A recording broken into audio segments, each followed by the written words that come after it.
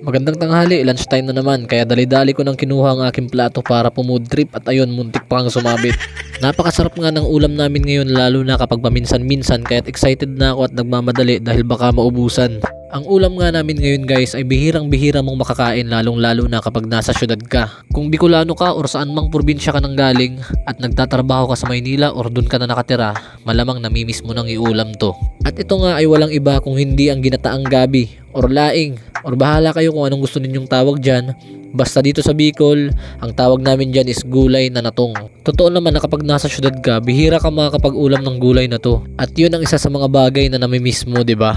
Dito kasi sa probinsya, basta trip mo lang kahit ulamin mo yan araw-araw walang problema. Ikaw na lang din yung mananawa, kaya mas mainam pa rin talaga kapag paminsan-minsan lang. Ika nga kapag paminsan-minsan, mas lalong sumasarap at hahanap-hanapin mo. Tunay na napakasarap ng gulay na laing lalo na kung lalahukan mo ng taba ng baboy, pwede rin tinapa, tuyo, tapos maganda yung pagkakagata at sasamahan mo pa ng sili, maanghang-anghang, nako, perfect talaga. Kaya naman mga tol kapag holiday season at mahaba ang bakasyon, syempre kanya-kanyang uwi sa bawat mga probinsya, huwag niyong papalampasin na makapag-ulam ng kahit anong gulay na bihira ninyong matikman sa syudad. Yun lang mga tol, maraming salamat sa panonood.